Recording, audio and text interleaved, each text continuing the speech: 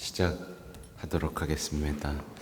자, 성부와 성자와 성령의 이름으로 아멘. 은총이 가득하신 마리아님 기뻐하소서. 주님께서 함께 계시니 여인 중에 복되시며 대중의 아들 예수님 또한 복되시나이다. 저와 저희 죽을 때 저희 죄인을 위하여 빌어주소서. 아멘. 성부와 성자와 성령의 이름으로 아멘. 네, 반갑습니다. 잘 지내셨죠? 어제 하루 못 봤죠?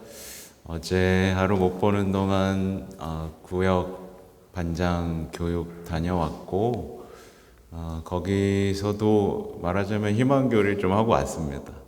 들으신 분도 있을 건데요. 지금 현재 교황청에서 이루어지고 있는 희년교리가 벌써 9개, 10개 벌써 쌓였으니까 우리가 한 만큼 또 쌓였어요. 그러니까 쉴 새 없이 이 아름다운 가르침들이 이렇게 쌓여가고 있습니다. 그래서 어제 특히나 제가 소개했던 니코데모나 이 우물가의 사마리아 여인, 여기를 좀 중점적으로 다 어떻게 보면 오늘 성시간도 방금 했는데 약간 비슷해요.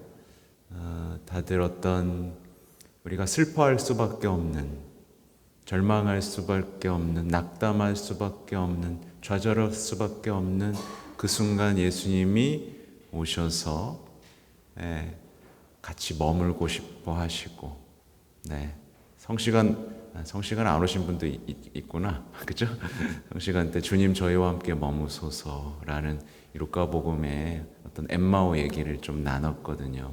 아무튼 오늘은 우리 요한 바오로 2세 교황님 선종 기념일입니다.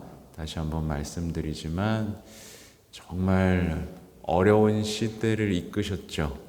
어려운 시대, 정말 전쟁, 실제로 요한 바오로 2세 교황님이 전쟁을 겪으셨죠.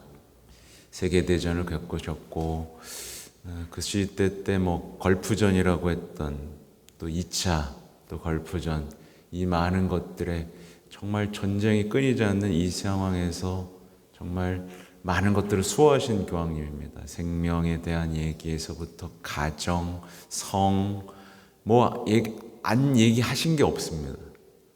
모두 지금 이 교회의 현재의 상황은 그분의 가르침에 이제 딱 발판을 두고 이렇게 우리가 나아가고 있는 겁니다.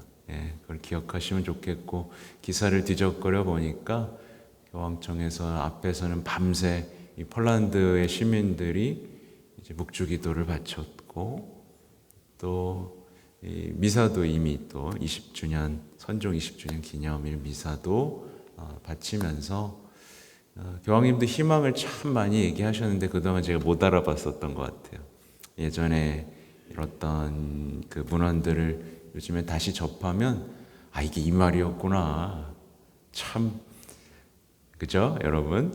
우리는 우리 성경도 그렇지만 참 우리가 모르고 지나가는 말들이 참 많은데, 오늘 보게 될 이제 로마서의 이야기 역시 우리가 그동안 지나쳤던 내용이 얼마나 많았는지 알게 하는 내용이더라고요. 교재를 읽기 전에 로마서 읽어오셨죠? 항상 이 앞에 있는 것들을 다시 읽어보면 좋습니다. 제가 오늘 한 번 더 읽어드리고 시작을 할게요. 로마서 5장 1절에서 5절의 말씀입니다. 그러므로 믿음으로 의롭게 된 우리는 우리 주 예수 그리스도를 통하여 하느님과 더불어 평화를 누립니다. 믿음 덕분에 우리는 그리스도를 통하여 우리가 서 있는 이 은총 속으로 들어올 수 있게 되었습니다. 그리고 하느님의 영광에 참여하리라는 희망을 자랑으로 여깁니다. 그뿐만 아니라 우리는 환난도 자랑으로 여깁니다. 우리가 알고 있듯이 환난은 인내를 자아내고 인내는 수양은 희망을 자아냅니다. 그리고 희망은 우리를 부끄럽게 하지 않습니다. 우리가 받은 성령을 통하여 하느님의 사랑이 우리 마음에 부어졌기 때문입니다. 주님의 말씀입니다. 하느님 감사합니다. 저도 이제 이 이야기를 다시, 이 말씀을 다시 읽으면서 내가 진짜 한 글자도 이해하지 못했었구나 라는 생각을 하게 됐어요. 그래서 이따 읽으면 아시겠지만 그러니까 평화에 대한 얘기도 나오죠. 네. 믿음으로 의롭게 된 의화에 대한 얘기죠. 믿음으로 의롭게 된 우리는 예수 그리스도를 통해 하나님과 더불어 평화를 누린다고 합니다. 평화. 우리가 그토록 바라는 평화, 믿음, 의로움, 예수님, 하느님과 더불어, 더불어서 평화. 우리가 이거 지금 이해하고 있을까요? 평화를 이따가 조금 해설이 될 거예요. 믿음 덕분에 하면서 서 있는 이 은총 속으로 들어올 수 있었다고 해요. 여러분 지금 은총 안에 들어와 있다고 느끼시나요? 들어와 있어요? 나가 있어요? 아니 두드리고 있어요? 들어가고 싶은데. 이거뿐만 아니라 여기서 두 번 자랑을 합니다. 아시죠? 여기서 두 번 자랑을 하는데 하느님의 영광에 참여하려는 희망을 자랑으로 여깁니다. 자랑질을 하면 안 되는데 자랑해도 되는 게 있습니다. 바로 이거예요. 근데 기가 막힌 또 자랑이 있죠. 뒤에 보면 그뿐만 아니라 우리는 환난도 자랑으로 여깁니다. 야, 이게 무슨, 나 환난 당한다. 이 자랑하라고 써 있잖아요. 이 말도 안 되는 것 같죠? 나는 희망도 자랑하는데 환난도 자랑한다. 저는 이 말이 오늘 너무 새롭게 느껴지는 겁니다. 앞으로 여러분 자랑할 수 있겠죠? 나 환난 당한다. 우리 집 망했다. 나 병 걸렸다. 이상하죠? 아무튼 그 이유도 뒤에 써 있죠. 사실 이게 웃으면서 할 얘기는 아니에요. 그죠? 웃으면서 할 얘기는 아닙니다. 죄송합니다. 환난은 고통스러운 거죠. 근데 제가 어떤 극적인 효과를 위해서 했습니다. 이해하시죠? 자, 아무튼 환난은 인내를 자아내고, 환난이 없다면 우리가 무슨 인내를 하겠어요, 그죠? 인내는 뭐가 나오죠? 수양은 희망을 자아냅니다. 이럴 때마다 원문을 보고 싶은, 이 히라보 원문을 보고 싶은, 나중에 찾아봐야 되겠습니다. 그리고 희망은 우리를 부끄럽게 하지 않습니다. 그러니까 이 얼마나 영적인 얘기예요. 그렇죠? 우리가 이거를 지금 잘 따라가고 있는지 봐야 됩니다. 우리가 받은 성령을 통해 하나님의 사랑이 우리 마음에 부어졌기 때문입니다. 근데 이제 그걸 보면 아시겠지만 여러분, 그러니까 환난도 자랑한다는 뜻은 다르게 해석한다면 환난 중에서도 그분이 나를 사랑한다는 것을 믿기 때문에 이 환난을 통해 나에게 무슨 일이 또 벌어질지 기대되기 때문에, 그러니까 우리의 하느님이라는 이 위대한 전능하신 분께서 우리의 삶에 일어나는 모든 일들을 그분이 엮어서 선으로 만들고 우리를 영광스럽게 만드는 분이라는 걸 알기 때문에 우리를 포기하지 않고 끝까지 사랑하시는 그분인 것을 알고 그분을 희망하기 때문에 그 어떤 상황도 우리에게 자랑이 될 수 있다라는, 그래서 우리가 이 자랑 속에서 또 평화로울 수 있다라는, 남들이 보면 미쳤다 라고 하겠지만 이 신앙적인 벅차오르는 기쁨, 평화, 희망의 얘기들, 어떻게 보면 어제 했던 얘기랑 겹쳐져요. 어제 구반장 갔을 때 하나님은 사랑이기 때문에 우리는 금수저로 살 것이다가 아니란 말이죠. 하나님은 사랑하니까 우리는 아무 문제 없이 떵떵거리고 사는 금수저가 될 겁니다 라고 말하면 이처럼 유치한 신앙은 없죠. 그러면 다 믿지, 그렇죠?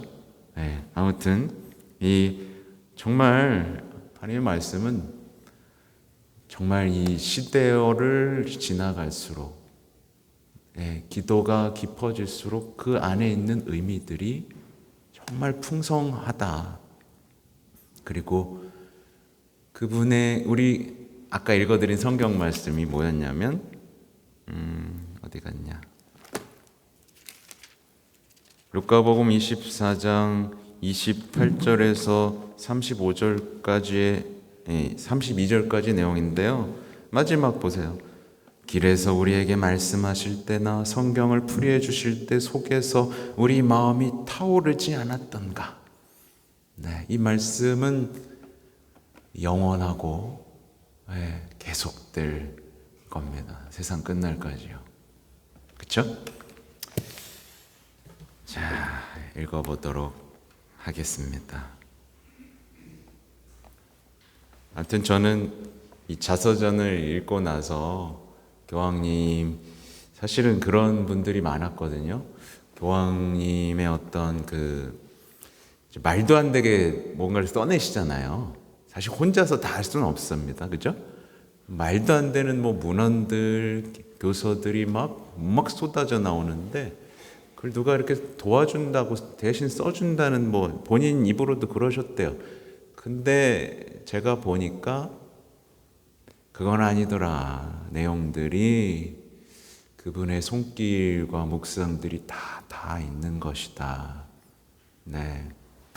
아무튼 오늘은 11번째 2017년 2월 15일자 일반 아련입니다. 그리스도의 희망, 희망은 실망시키지 않습니다. 부분입니다. 사랑하는 형제 자매 여러분, 안녕하세요. 어린 시절부터 우리는 자랑하는 것이 좋지 않다고 배웁니다.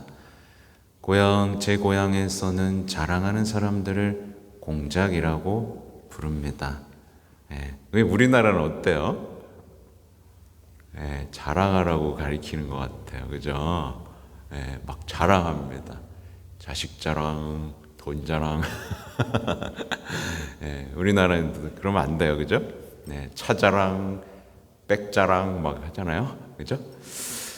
그리고 이것은 맞는 말입니다. 왜냐하면 자신이 무엇인지 또는 무엇을 가지고 있는지 자랑하는 것은 어느 정도의 교만함을 넘어서 다른 사람들, 특히 무엇보다 불운한 사람들에 대한 존중의 부족을 드러내기 때문입니다.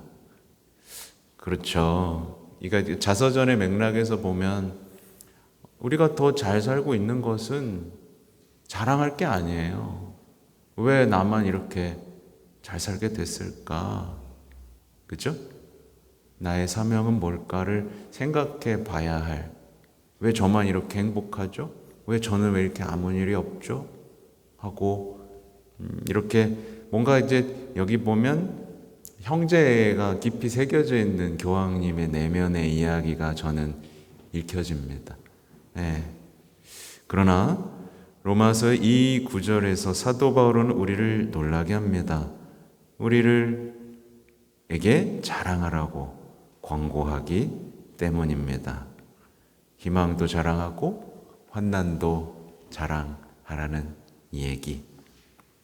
그렇다면 무엇을 자랑하는 것이 옳을까요? 그가 자랑하라고 권고한다면 뭔가를 자랑하는 것이 옳을 것입니다. 그리고 어떻게 다른 사람들을 불쾌하지 불쾌하게 하지 않고 누구도 배제하지 않으면서 이것을 할 수 있을까요? 첫 번째 경우, 우리는 믿음을 통해 예수 그리스도 안에서 우리를 가득 채우는 은총의 풍요로움을 자랑하라는 촛대를 받습니다. 바울은 우리가 성령의 빛으로 모든 것을 읽는 법을 배우면 모든 것이 은총임을 깨닫게 된다는 것을 이해시키고자 합니다. 모든 것은 선물입니다. 네, 이게 지금 자서전하고도 이어지고요. 뭐랑도 이어지냐면 이 책 기억나시죠? 네, 우리 이거 수업 들으신 분? 네, 그렇죠?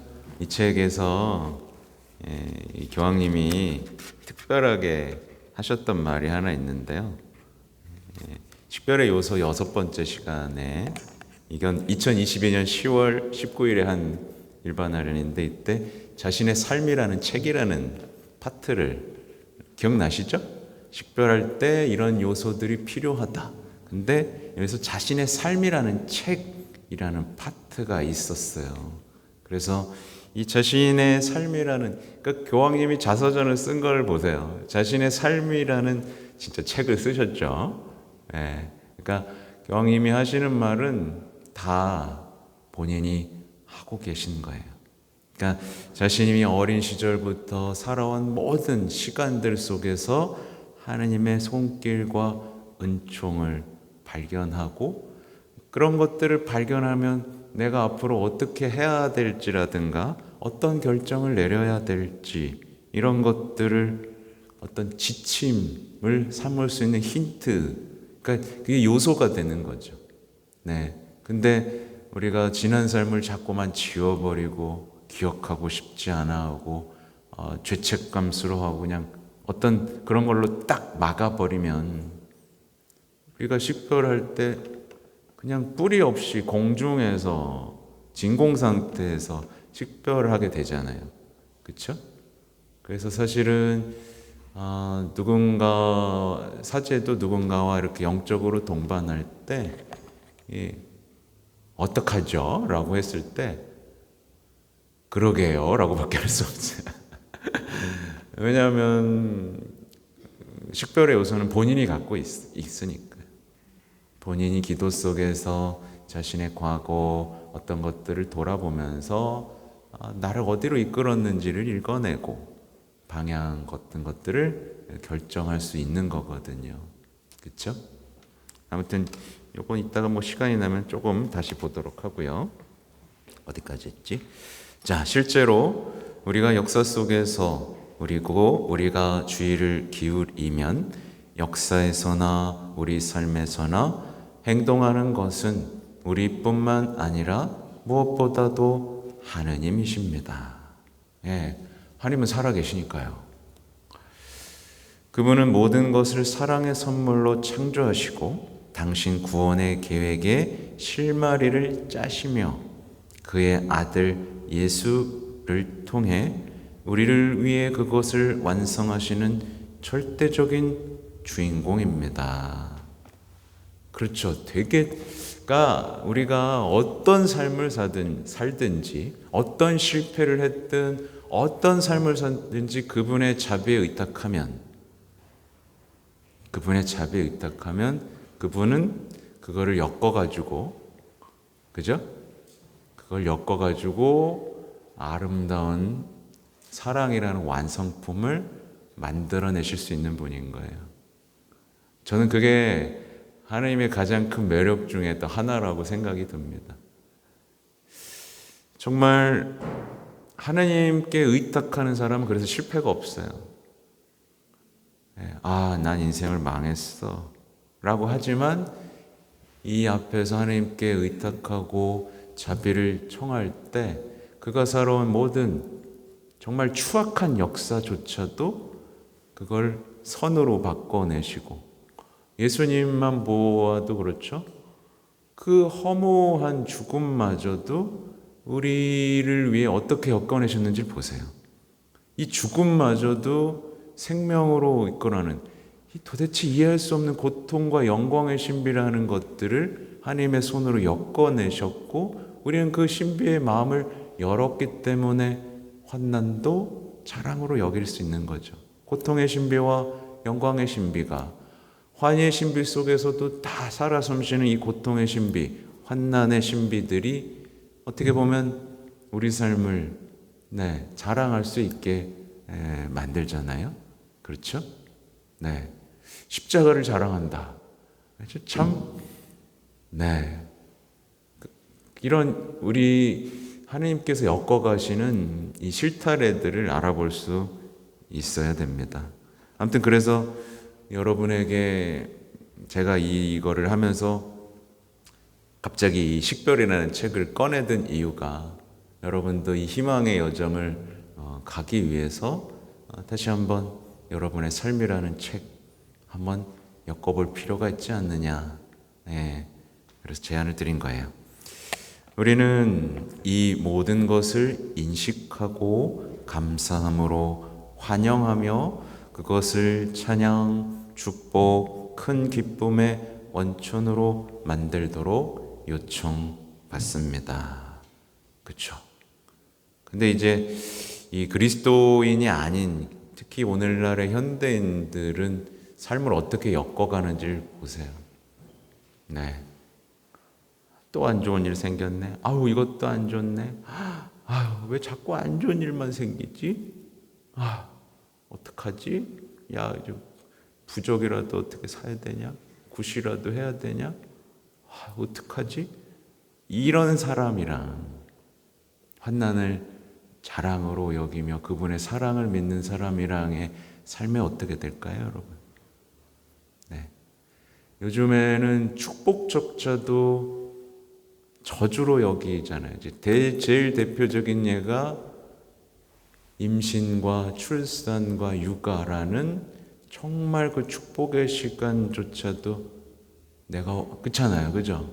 그러니까 이렇게 하느님을 모르는 삶과 아는 삶은 삶을 바라보고 해석하고 엮어가고 완성하는데 전혀 완전히 다른 방향으로 가게 되죠. 오늘 강론 때도 한 얘기지만 우상숭배와 하느님께로 희망에 순례하는 게 완전히 다르다고 말씀을 드렸단 말이에요. 희망의 순례를 하면 막막해 보이지만 계속해서 새로운 길과 살아있는 만남과 사랑하는 삶이 펼쳐지지만, 이렇게 자신의 삶을 저주라고 해석하고 계속해서 우상숭배, 내 행복이 최고야, 뭐가 최고야 하면서 가는 사람은 그래서 인생을 거대한 막막한 미로로 점점 만들고 고립된다라고 말씀을 드렸단 말이에요. 그죠? 이 두 길의 차이가 굉장히 크기 때문에 우리는 희망의 순례를 시작해야 되고, 우리가 희망의 교리를 배우면서 동시에 우리 자녀들과 가까운 사람들이 길을 잃지 않도록 자랑질을 해야 되는 아주 중요한 순간에 우리는 와 있는 겁니다. 그죠? 우리가 이렇게 한다면 우리는 하느님과 평화롭게 지내고 자유를 경험하게 됩니다. 그리고 그쵸, 우상숭배 특징이 또 있어요. 뭐냐면 점점 노예가 된다는 특징이 있어요. 노예가 된다는 거죠. 자기는 자유롭다고 말하지만 사실은 점점 더 노예가, 자기가 돌아보면 금방 알아요. 뭔가 잡혀있는 느낌, 그래서 자꾸 어디 떠나고 싶고. 자유로운가 노예인가도 차이가 나죠. 그리고 이 평화는 우리 삶의 모든 영역과 모든 관계로 확장됩니다.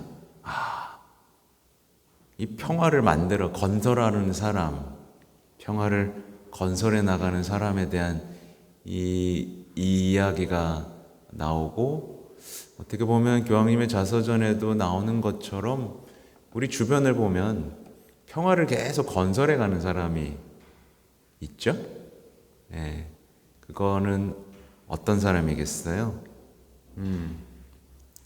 이 방금까지 했던 그 여정 속에 있는 사람은 말 그대로 우리는 자신과 평화롭고, 자신과 평화롭대요, 그죠? 가족 안에서도 평화롭고, 우리 공동체에서도, 직장에서도, 그리고 매일 우리 길에서 만나는 사람들과 평화롭게 지냅니다. 아무 일도 없다가 아니에요. 아무 일도 없다, 그럭저럭 신사적으로 교양 있게 잘 지낸다라는 말이 아니죠. 여러분은 이 말을 이해하실 거예요. 저는 여기서 어디서부터 시작하는지 보세요. 자신의 평화. 예. 사실은 요즘에도 이제 세례 받으러 오시는 분들이 쓰는 게 평화를 얻고 싶어서를 많이 쓰거든요. 어디에서도 찾지 못하는 거죠. 그렇죠? 자신과의 평화, 그게 퍼져나가는 거예요. 그래서 여기 평화가 없으면 어떤 평화도 만들어가기가 어렵죠. 네. 그래서 자기 안에 분열과 갈등이 있으면 이렇게 뭔가를 하면서도 계속 분열이라는 열매와 계속된 전쟁을 만들어낼 수밖에 없어요. 이상하게 잘하고 싶은데 자꾸 분열을 생기게 하는 우리의 삶이, 그래서 다시 이런 것들을 앞을 자꾸 돌아보게 만들죠. 그죠? 지금의 내 삶과 나의 무력함이 나를 덮치고 있는 현실을 보면서,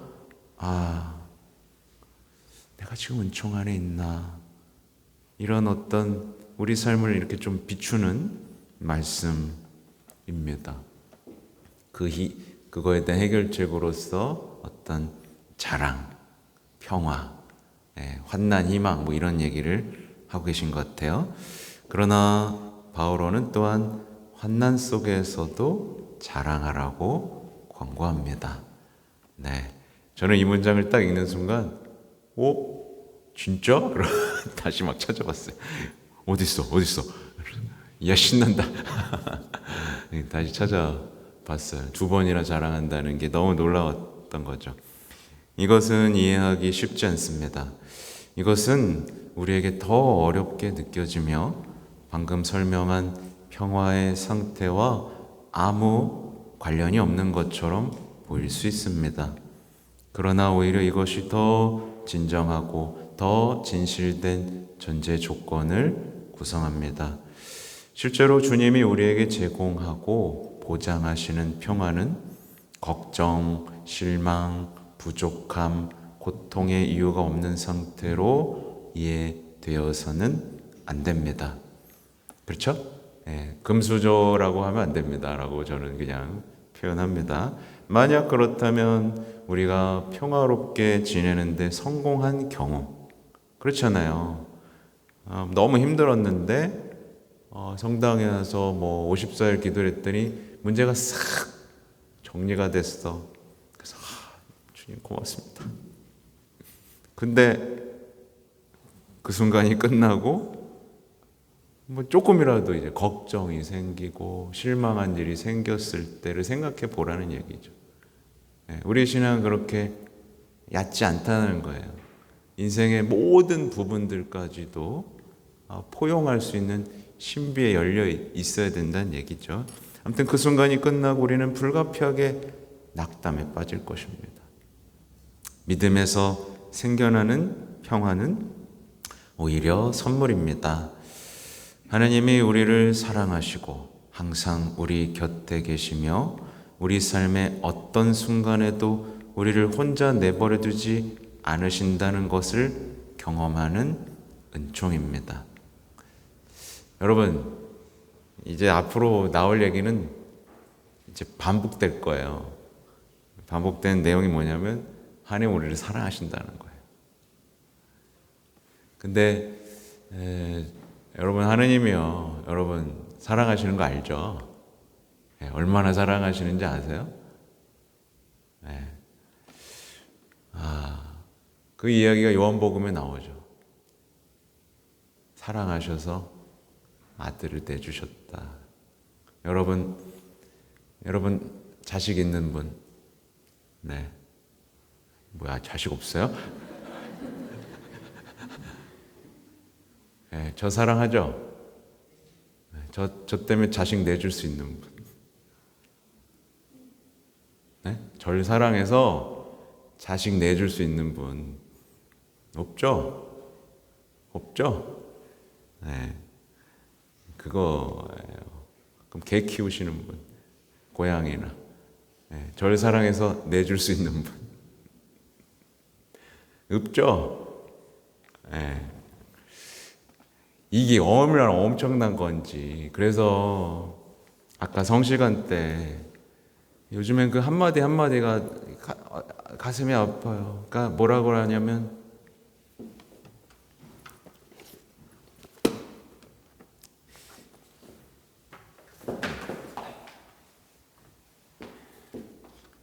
이거예요. 그러니까 우리 구세주께서 세계 도처에서 견디셔야 하는 상처들까지도 치유합시다. 이게 성심인 겁니다.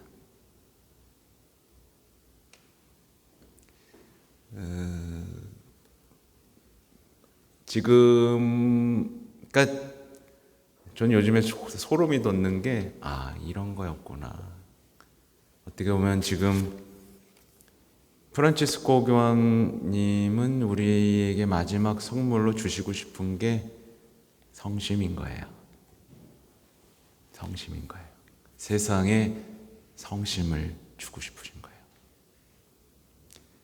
요한 바오로 2세 교황님은 뭘 주시고 싶으셨던 거죠? 사실 똑같은데 성체인 거예요. 그렇죠? 결국 우리가 성체성사라는 것을 과연 우리가 누리고 있나 이렇게 돌아보게 되죠.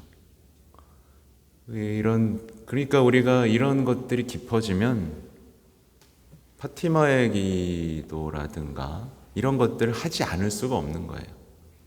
그게 교회의 가르침 안에 있고 그 기도 속에서 우리가 예수 성심께로 나아가고 있기 때문에. 네. 그래서 늘 얘기하지만 그러니까 파티마 세계 사도직만 하는 기도가 아니에요. 우린 레지오니까 파티마 기도는 안 할 거야. 네, 뭐 이런 식으로 하는 것들이 얼마나 차가운 마음인지 우리는 알아야 돼요. 그죠? 너무 차가운 거예요. 네.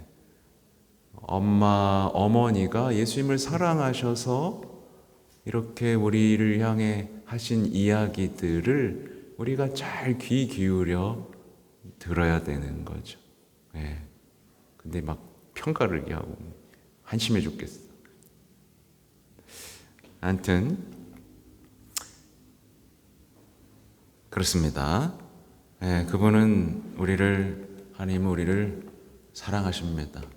그 어떤 상황에서도요. 네. 너무나 절망적인 상황 속에서도요. 지금도 우리가 정말 너무 많은 일을 겪고 있잖아요. 그렇죠? 네. 아무튼 읽어보죠. 그리고 이것은 사도가 말하듯이 인내를 낳습니다. 그렇죠? 그분이 우리를 사랑한다는 이 믿음과 확신은 이건 그러실 거야 라고가 아니잖아요. 확실한 거잖아요. 그러니까 얼마든지 참을 수 있는 거예요. 얼마든지. 왜냐하면 우리는 가장 힘들고 충격적인 순간에도 주님의 자비와 선하심이 모든 것보다 더 크며 아무것도 우리를 그분의 손과 그분의 친교에서 떼어낼 수 없다는 것을 알기 때문입니다. 그쵸? 그분이 악하다고 생각할 수 있나요? 여러분? 근데 우리가 너무 쉽게, 그러니까 얼마 전에도 그 산불 났을 때 그때 한번 얘기했잖아요. 그러니까 비 안 내려준다고 야속하다는 거야. 참 사람들은 모든 악에서 모든 나쁜 일만 생기면, 잘 될 때는 하나님 찾지도 않던 사람들이 나쁜 일만 생기면 하나님도 너무하시지, 하늘도 야속하시지, 너무 손쉽게 누군가를 비난하는데 그게 하필 하느님이에요.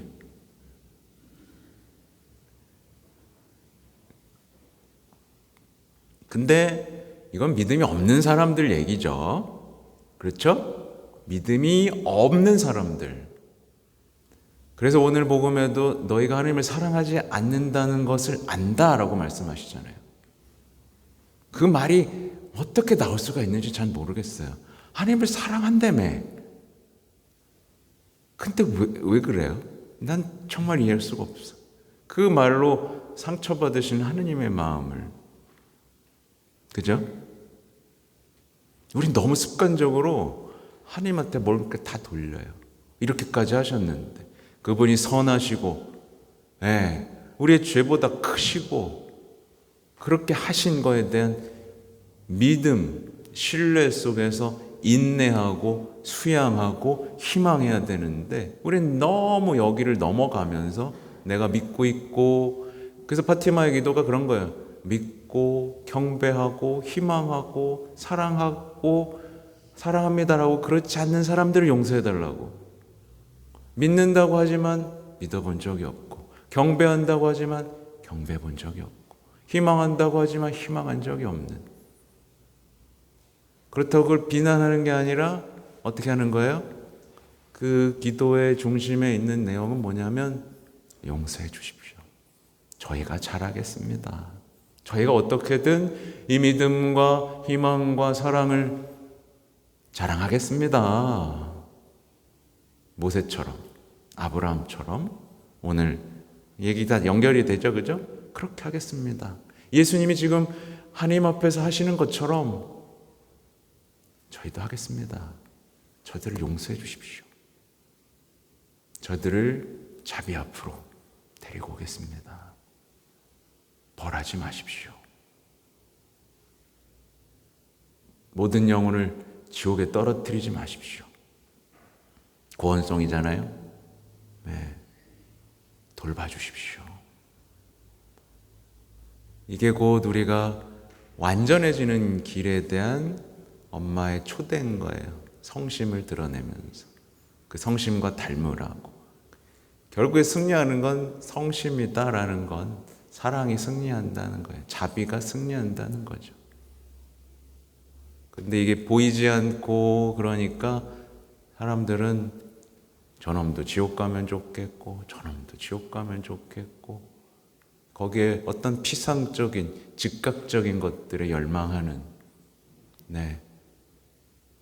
그래서 우리가 정신 차리지 않으면 우리는 정말 하느님이 우리와 통해서 하고자 하는 것들에서 벗어나서 어느 순간 하느님하고 반대편에 서 있는 경우들이 생기게 되고, 세상에 율법학자 바리사이들이 예수님하고 반대편에 서 있게 될 줄 누가 알았겠습니까? 하느님을 섬긴다는 사람이 어떻게 맞설 걸 어떻게 생각했겠어요? 그들에게 하느님이 없었잖아요. 그들이 하느님을 죽였잖아요. 그죠?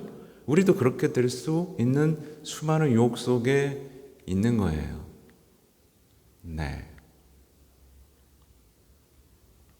그래서 정말 전체적으로, 그러니까 어떻게 보면 지금도 뭐 예민한 얘기긴 하지만 지금 정치적으로도 내일 결정이 나죠?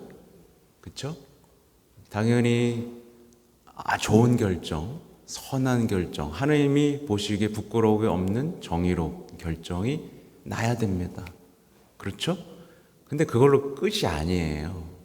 그렇죠? 그리고 착각하면 안 되는 게, 우리는 하나님의 나라, 사랑의 문명을 건설할 사명을 가지고 있는 사람들입니다. 그렇죠? 그래서 단순히 이 세상의 정의로운 나라에 눈이 뺏겨버리면 우리는 정말 정작 중요한 예수님께서 주신 사명들, 자비롭고 가난한 사람들과 함께하면서 평화를 이루어가는, 사랑의 문명을 건설하는, 보호하고 수호하고 지켜내고 형제가 되는 것들을 놓칠 수가 있는 거죠. 그렇죠? 네. 그래서 제가 이 얘기를 잘 안 하는 거예요. 모두가 이렇게 혈안이 돼서 서로를 증오하고 모욕하는 사태 속에 우리가 있고, 사실 우리 모두는 회개해야 하는, 하느님 앞에서 자비를 요청해야 하는 상황에 있기 때문이죠. 그러니까 제가 이 얘기를 더 하는 이유는, 교황님들은 그 수많은 전쟁의 역사 속을 뚜벅뚜벅 걸어가십니다. 네, 전쟁의 역사를. 정말 욕도 많이 먹으세요. 그래서 비겁하다, 뚜벅뚜벅. 예수님도 뚜벅뚜벅 하느님의 뜻을 이루기 위한 행보를 뚜벅뚜벅 걸어가시죠. 그래서 저도 정신을 바짝 차리고 있습니다. 이 시대에 어떻게 하면 부끄럽지 않게 살 수 있나. 사람들 보기가 아니라 하나님 앞에서 제자로서 어떻게 부끄럽지 않게 살 수 있나. 네, 사람들한테 부끄러운 건 상관없어요. 하나님한테 부끄럽지 않아야 돼요. 그렇죠? 아무튼 그렇습니다. 네. 이것이 바로 그리스도인의 희망이 확고한 이유이며 실망시키지 않는 이유입니다. 사랑이죠. 희망은 실망시키지 않습니다. 희망은, 우리는 새하늘과 새 땅을 희망하고 있는 사람들이죠. 모두의 부활이요, 모두가 천국에 드는 거예요. 희망은 우리가 할 수 있는 것이나 우리가 될 수 있는 것에 기초하지 않으며, 심지어 우리가 믿을 수 있는 것에도 기초하지 않습니다. 그 기초, 그리스도의 희망의 기초는 가장 충실하고 확실한 것, 즉 하나님께서 우리 각자에게 가지고 계신 사랑입니다.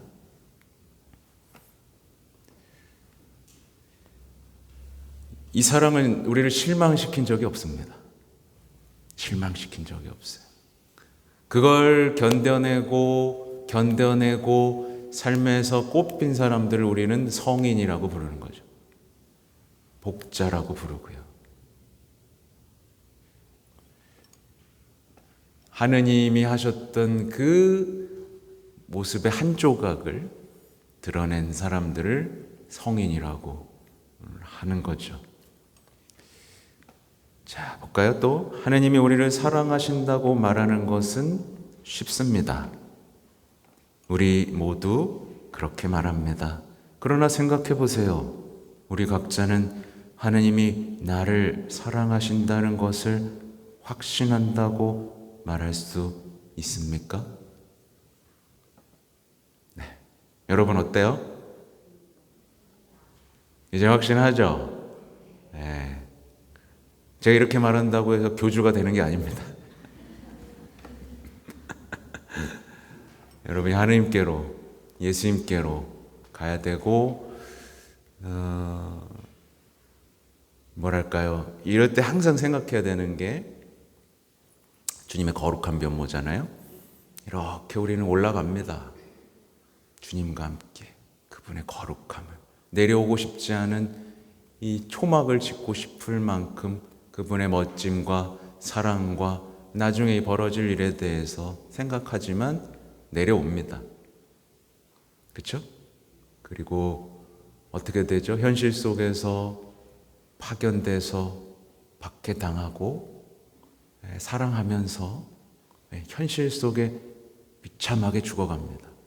희망을 품고요. 그래서 사실은 우리 가톨릭 그리스도교가 사실 세상을 불편하게 해야 됩니다. 세상을 불편하게 해야 돼요. 위협이 되어야 됩니다. 쟤네들 뭐지? 단순히 이념 논쟁이 아니라 정말 사랑의 혁명을 일으켜야 되는 거죠. 그죠? 우리가 가야 할 어떤 길들 있죠. 어머니적인 온유함과 동시에 때때로는 불편하게 하는, 네, 이게 우리의 여정이죠. 그러니까 예수님이 얼마나 사람들이 따랐어요. 근데 또 예수님이 얼마나 불편했습니까? 그죠? 자, 그것을 말하는 것은 그리 쉽지 않습니다. 하지만 그것은 사실입니다. 자신에게 하느님이 나를 사랑하신다고 말하는 것은 좋은 연습입니다. 이것이 우리 확신의 뿌리, 희망의 뿌리입니다. 네, 이 뿌리가 뽑히지 않도록 하세요, 여러분. 이 뿌리가 없으면 우리 삶은 시들고 쓰러집니다. 바람 불 때, 네, 환난이 들이닥치면 그냥 쓰러져 버립니다. 뿌리가 없거든요. 하나님이 우리를 사랑하신다는 그 확신이 없거든요. 그럼 버틸 수가 없죠. 네, 그러면 그때부터는 여기저기를 전전하게 됩니다. 다신주의죠. 솔직히 말하면 우리 한국 사회는 다신주의에 가깝습니다. 혼합주의에 가깝죠. 그래서 가톨릭 다니다가 그냥 가까운데 교회 나가야겠다. 불교 나가야겠다. 네, 그냥 아무 꺼리낌 없이. 제일 황당한 건 수녀였다가 스님이 되고. 이게 아직 우리 뿌리가 많이 내려있다는 뜻이에요. 사람들은 그런 얘기에 그냥 화제성만 갖고 있지만 그 이면을 들여다보면 하나님에 대한 것들이 전혀 전해지지도 뿌리 내리지도 못한 한 현상일 뿐이에요. 평화롭게 지낸다는 거에 우리나라밖에 없는 거 아시죠? 네, 우리나라처럼 이렇게 평화롭게 지낼 수가 없어요. 네. 일종의 통일교가 우리나라의 성지잖아요. 그렇죠? 아무튼 그리고 우리 주님은 우리 안에서 믿음을 키우고 이 희망을 살아있게 유지할 수 있도록 하기 위해 창조자로 보증인으로서 보호자 이런 얘기죠. 우리 마음에 성령 하나님의 사랑을 풍성하게 부어 주셨습니다. 네. 그래서 늘 우리가 성령을 청해야 되는 이런 것들도 여기 나오죠 또. 그리고 이 확신, 하나님이 나를 사랑하십니다. 그러나 어려운 순간에도 하나님이 나를 사랑하십니다. 그리고 이 나쁘고 악한 일을 한 나를 하나님은 사랑하십니다. 그리고 이 확신은 아무도 우리에게서 빼앗아갈 수 없습니다. 그리고 우리는 이것을 기도처럼 반복해야 합니다. 같이 읽어볼까요? 이 부분은요. 하느님이 나를 사랑하십니다. 하느님이 나를 사랑하신다는 것을 확신합니다. 하느님이 나를 사랑하신다는 것을 확신합니다. 네. 이제 우리는 사도 바오로가 왜 우리에게 항상 이 모든 것을 자랑하라고 권고하는지 이해합니다.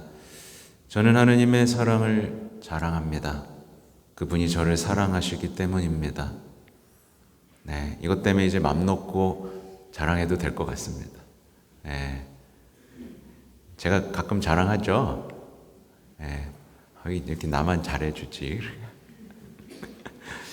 네, 우리에게 주어진 희망은 우리를 다른 사람들로부터 분리시키지 않으며 더욱이 그들을 폄하하거나 소외시키도록 이끌지 않습니다. 이 부분이 중요해요. 네, 그러니까 패거리가 되고 고립되고 어떤 엘리트 단체처럼 된다면 이게 안 된다는 뜻이죠. 네. 잘 보셔야, 이게 우리가 또 빠지기 쉬운 유혹이기 때문에 나온 거예요. 네. 우리는 하나님이 사랑한다, 너네는 없지. 이게 이제 누가 잘못했던 거죠? 유다인들이 잘못했던 거죠. 우리만 선택된 거야. 네. 하나님이 모든 민족을 구하기 위해 그 민족을 선택한 것뿐인데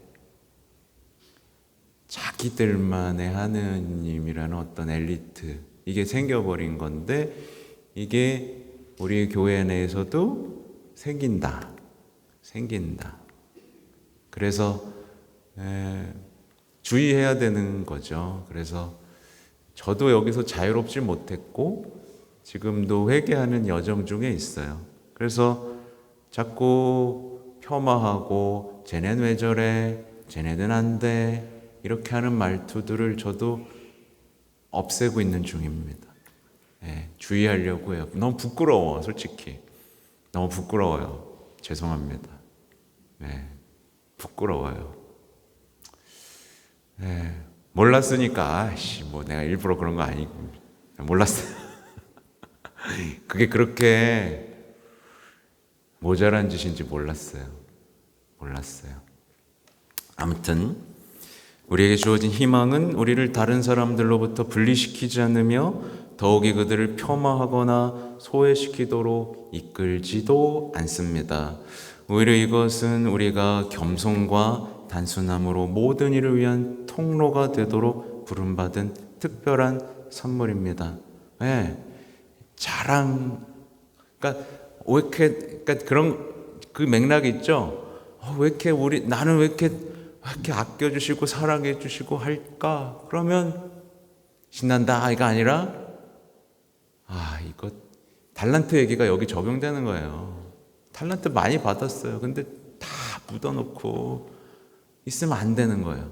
그러니까 여러분 부자 되고 싶어요? 은총 많이 받고 싶어요? 성령 은사 다 받고 싶어요? 갑자기 말을 안 해. 받으면 갖고 있으면 안 돼요. 부자 긴장해야 돼요. 부러워할 대상이 아니라 기도해 줘야 돼요. 그리고 내가 갖고 있는 거에 충실하면 되는 거예요. 그렇죠? 저는 많이 받진 않았어요. 자, 그리고 그때 우리의 가장 큰 자랑은 편애하지 않으시고 아무도 배제하지 않으시며 미소한 사람들과 멀리 있는 사람들로부터 시작하여 모든 사람에게 당신의 집을 여시는 하느님을 아버지로 모시는 것입니다.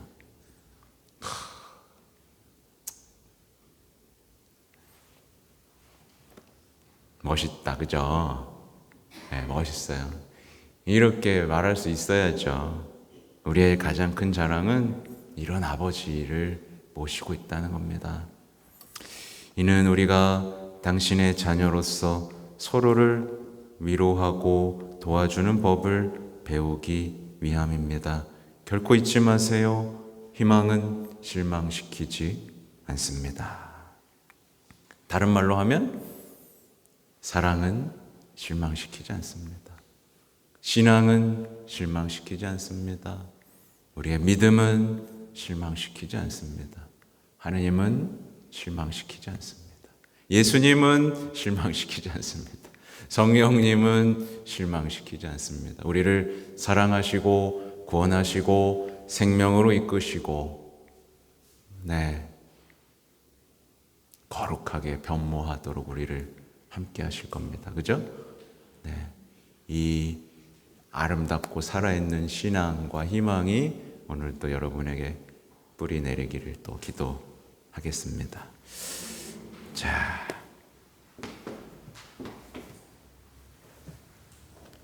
희년 기도로 마치겠습니다.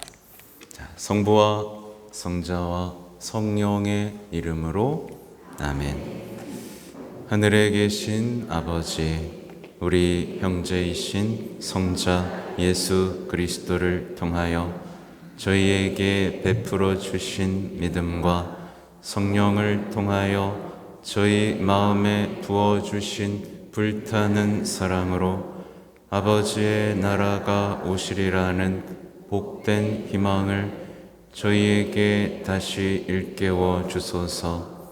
악의 세력이 패배하고 아버지의 영광이 영원히 드러나는 새 하늘과 새 땅을 확신에 차 기다리며 온 인류와 우주가 떨쳐 일어나도록 아버지의 은총으로 저희가 복음의 씨를 뿌리는 성실한 일꾼이 되게 하소서. 희년의 은총이 희망의 순례자인 우리 안에서 천상보화를 향한 갈망을 다시 불러 일으키고 우리 구원자이신 주님의 기쁨과 평화가 온 세상에 흘러 넘치게 하소서. 영원히 복되신 하느님께서는 세세대대로 찬미와 영광을 받으소서. 아멘. 성부와 성자와 성령의 이름으로 아멘. 네, 고맙습니다.